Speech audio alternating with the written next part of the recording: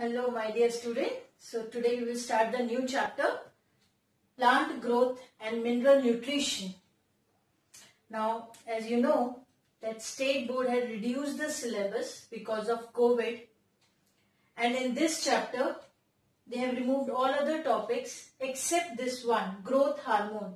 This topic they have included in the board syllabus for this 2020-21 exam.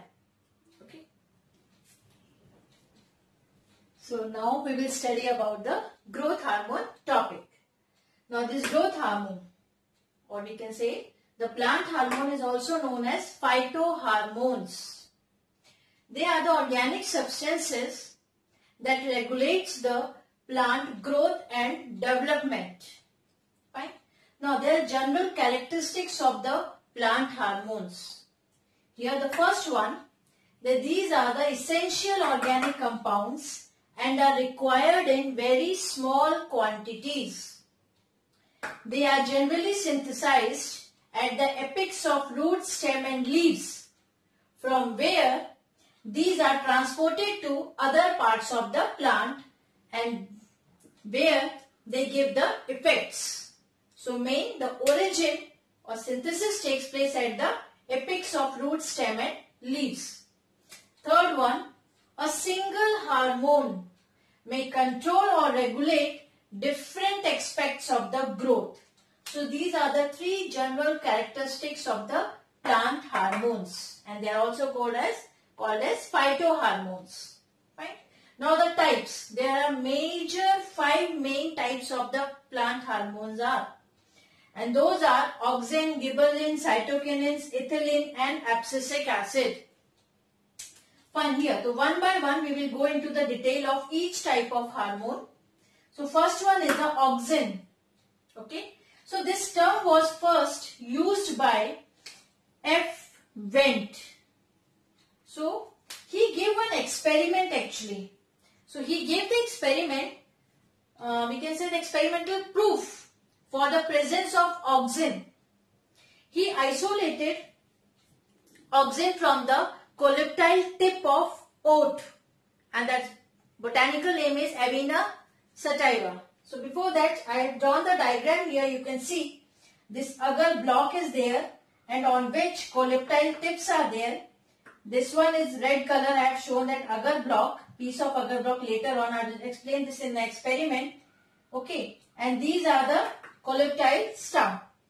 Now what is this Wendt's experiment actually? So, he gave the experimental proof for the presence of auxin. He isolated auxin from the colloidal tip of oat, that is Avena sativa. Now, in the form of chemical named indole 3-acetic acid, IAA. Okay. Now, what he did, he cut off the tips of Avena colloidal and placed them on the small agar block in this way. Okay. For the certain period of time. Then these agar blocks were placed asymmetrically on the colloidal stump. So first they kept the colloidal tips on the agar block and later on the piece of agar blocks on the colloidal stump. Okay, so cut stump here. This one. Now all the colloidal shows typical curvature even in the dark. He concluded, because here you can see these stump on which the agar block is there and later on that showing the curvature, bend, okay, towards one side. So this curvature. So what happened? Usually all the colloidal showed typical curvature even in the dark. He concluded that some substance from the cut colloidal tip, because here when they kept the colloidal tip on the agar block, so some substance is released from the colloidal tip into this agar block, okay, which caused the growth and curvature in the colloidal stump, because same agar block we have kept at the tip of these stumps. So that chemical which comes out from the colloidal tip causing here the growth and curvature on this colloidal stump. So what happened when he showed? So he also developed a method for determining the amount of chemical which is coming out, and that chemical is auxin. Okay, and which is active in very small amount. This method, this whole method is known as Avena curvature test, and this is done by F. Wendt. So this is actually experimental proof for the presence of auxin with the help of colloidal tips of oat. Okay, and the name they have given Avena sativa, that's why the name is Avena curvature test. Okay, now what happened? Auxin may be natural or synthetic. Here few naturally occurring auxins are IAA, that is indole 3-acetic acid, and its derivatives. Okay, synthetic auxins are NAA, 2,4-D, 2,4,5-T, etc. So these are the examples of naturally occurring auxin and the synthetic auxins. Okay. One more important point is this: lower concentration of auxin promotes growth of root and auxiliary buds. Okay, and higher concentration is required for the growth of stem. Concentration of what? Of auxin. Okay. Now the applications of auxins, main role of auxins. Here first one, it initiates and promotes cell division and also help in cell elongation. So initiate and promote cell division and cell elongation. Right? Second, in tissue culture, it helps in the formation of callus. Even in the tissue culture method, for the growth of roots, there also they use the auxin only. Okay. Now, IAA and NAA, this helps in the formation of adventitious roots. So, in vegetative propagation also, these types of auxins are used. Next, it is responsible for apical dominance, auxin. Okay. And auxin prevent the action of hydrolytic enzymes in abscission layers. So it prevents the abscission. Next, IBA, NAA, they are used to produce these type of auxins. These auxins are used to produce seedless or parthenocarpic fruits. Examples in the case of grapes, oranges, etc. Okay. So these are used for production of seedless fruits or the parthenocarpic fruits. And the last one here, that is 2,4-D. Here it is used to eliminate or to remove the dicot weeds from a monocot crop fields. So what happened? With the help of this herbicide we can say, so 2,4-D, we can eliminate the dicot weeds. What is weeds? Unwanted plants. Fine. So unwanted plant, dicot plants in the monocot field. So they spray this 2,4-D, so that will remove this dicot weeds without harming the monocot plants. So these are the important applications of auxins. Here the two things are important. First one, the application, and here the examples, maybe for 1 marks or in the MCQ they can ask. And Avena curvature test. So please go through this. Okay, now the next is a gibberellin, next plant hormone. Okay. Now this gibberellin first discovered in Japan by Kurosawa in rice plant. Okay. Infected by a fungus Gibberella fusicuria. Now which causes the Becane disease in plants. Now what the main symptom of this Becane disease? The infected plant become very tall, thin and pale. So this was first discovered in Japan by which scientist? Kurosawa. And by studying the rice plant which is infected by this fungus Gibberella fusicuria. Now what happened? Later on, Yabuta and Sumiki isolated and extracted the disease causing substance in crystalline form and named it as gibberellin. So he discovered this in the rice infected plant, rice plant which is infected with a fungus, and later on Yabuta and Suzuki, they isolated and this substance they extracted and then in the crystalline form and named it as a gibberellin. Now this chemically, gibberellins are the gibberellic acid. More than 100 types of gibberellin have been discovered so far. The first discovered, widely studied and commonly occurring gibberellin is GA3. Okay. Now in plants, the gibberellins are synthesized from acetate unit of acetyl coenzyme A. These are the points, characteristics I am telling you about the gibberellin.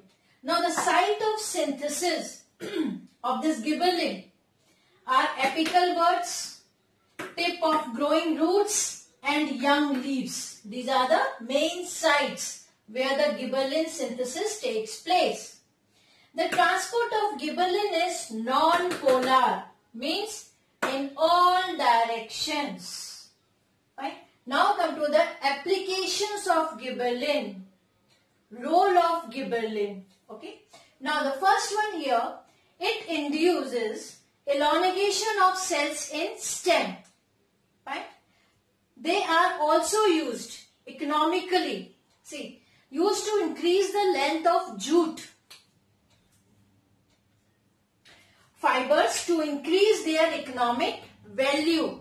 So gibberellin they are using to increase the length of jute fiber. Second, a genetically dwarf plant can be converted into tall plant. Phenotypically tall plant. Phenotypically means with a naked eye we can see. So genetically that dwarf, but if we apply or we give the gibberellin to that plant, phenotypically that will become tall. Third, it is used to increase the commercial value of leafy vegetables by causing leaf expansion. Okay.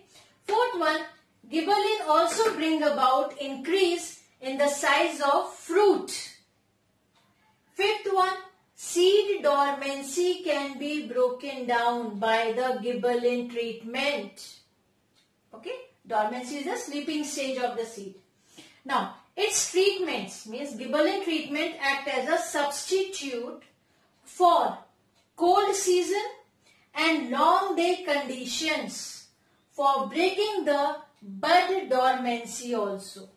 So here to break the seed dormancy as well as the bud dormancy, that gibberellin play a very important role. Next is gibberellin treatment induces the flowering in long day plants under short day conditions. So that can induce the flowering also in the case of long day plants. Now, it is also used to promote seed germination in monocotyledons plant. How? See, in the seeds of cereals like barley, wheat, they are monocots, okay? Now, gibberellin treatment induces the synthesis of amylase enzyme in these plants, monocot plants. Now this amylase convert the insoluble starch into soluble sugar, and this sugar is made available to embryo as food during seed germination. So with the help of this gibberellin treatment, we can promote seed germination in the case of monocot plants.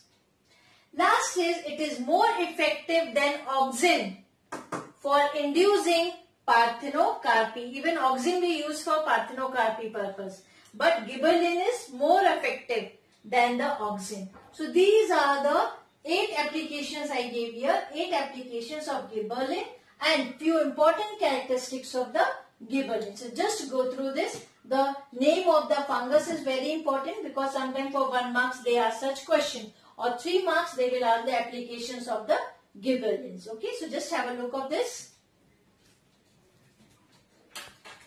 Now cytokinins, third plant hormone. Cytokinins are the substances which stimulate cell division. Okay. Now here, Skoog and Miller discovered the substance which has stimulate the cell division while working on the tissue culture in tobacco plant. Okay. So during his experiment, while doing the tissue culture in tobacco, so they discovered, Skoog and Miller.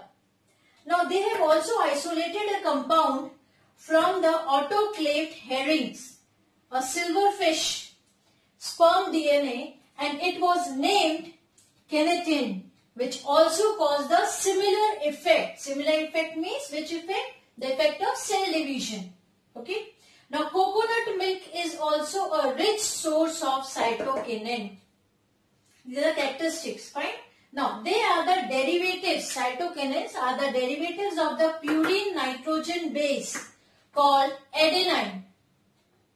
And the last one is naturally synthesized cytokinins, naturally synthesized by young plants, organs where active cell division takes place, isn't it? So at those places where the active cell division takes place, the synthesis of cytokinins is there. Now come to the application of cytokinins. Here the first one, it induces cell division. Fine. Now cytokinins, if we use along with auxin, so here it can induce cell division even in permanent cells. So mainly the cytokinins induce cell division, but if we use auxin and cytokinins both together, so that can induce the cell division even in permanent cells. Next, during callus formation, while doing the tissue culture, okay. So during callus formation also, cytokinins and auxin accelerate the rate of mitosis. The growth rate will be accelerated if we will use the auxin and cytokinins together. Okay. Now the third one, balanced combination of cytokinins and auxin will also be useful for inducing organogenesis, formation of organs. This term is organogenesis. So balanced combination. Just see, if suppose we are adding auxin and cytokinins, in that case if auxin is more, ratio is more as compared to cytokinins, so then it will initiate the root formation. And in the combination, if auxin is less and cytokinins is more, then it will initiate shoot formation. So this is the balanced combination can help in organogenesis. Okay. Now next, chloroplast formation is also initiated by the cytokinins in the presence of light. Fifth one, cytokinins delay on the cytokinins delay the onset of sensine. Now what is this sensine? This is a degradation of organs. We can interpret with that aging of the plant. Okay. So here cytokinins delay the onset of sensine by preventing the degradation of metabolites or by promoting their synthesis. Fine. So here they delay, cytokinins delay the sensine. Next is this effect. Yes, one more thing. This effect. So this effect to delay the sensine is called Rieckmann-Lang effect. Sometime for 1 mark they ask what is Rieckmann-Lang effect. Okay. Now next is it reduces, means cytokinins reduces apical dominance and stimulate the lateral growth. Fine. And the last application is cytokinins help in formation of interfascicular cambium during secondary growth of plant. So formation of interfascicular cambium is also done by cytokinins. So these are the applications of cytokinins and from which plant they have taken out. Okay. And which is the richest source of cytokinins? Coconut milk. So just have a look of this one also. Now fourth hormone is ethylene. Okay. Then this one is also called as a ripening hormone. So it is only the gaseous hormone produced naturally by plants. It is colorless, unsaturated hydrocarbon gas, and which is lipid soluble and lighter than air. So these are the characteristics of ethylene. Colorless, unsaturated hydrocarbon gas, which is lipid soluble and lighter than air. And it is a growth inhibitor. Okay, this hormone is growth inhibitor. Now increased carbon dioxide concentration has inhibiting effect on ethylene. Negative effect on the ethylene. Now the applications of ethylene. First one, it helps in breaking seed or bud dormancy. It promotes sensing and the abscission of the plant organs like leaves and flowers. Okay. It also plays significant role in post-harvest technology. How? See, this ethylene is used for commercial ripening of fruits. The green and unripe fruits are picked from the field and transported to the destination. Okay. In carbon dioxide rich medium, as I said, that carbon dioxide concentration has inhibiting effect on the ethylene. Okay. So these unripe and green fruits picked up from the field and transported to the destination in carbon dioxide rich medium. Okay. Now after this carbon dioxide rich medium, because it will prevent ripening. So after reaching to the destination, then remove CO2 rich medium, then ethylene formation will be initiated and which results in the ripening of fruits. So here it also plays significant role in post-harvest technology. Okay. Now epinasty is also caused by ethylene. Okay. Now what is this epinasty? Mainly the ethylene that is released in the leaves and the roots are flooded. So epinasty is caused by ethylene because it is released. Ethylene is released by the leaves when the roots are flooded. Epinasty is nothing but the drooping of the leaves. Okay. Now ethylene induces degreening. Now degreening, what is the meaning of this? It is the process of removing the green coloring from the skin of citrus fruits. So that is ethylene induces the degreening also. So these are the applications of the ethylene. Now come to the last hormone, that is abscisic acid, and it is short form ABA. Now it is a naturally occurring growth inhibitor which play important role in abscission and dormancy. Okay, it is commonly called as this abscisic acid ABA is commonly called as stress hormone because it is produced during the drought condition or in unfavorable conditions. Right? So in the drought condition, what happened? The release of abscisic acid helps in closing the stomata, so the transpiration will not take place. So in such conditions, that's why it is called stress hormone.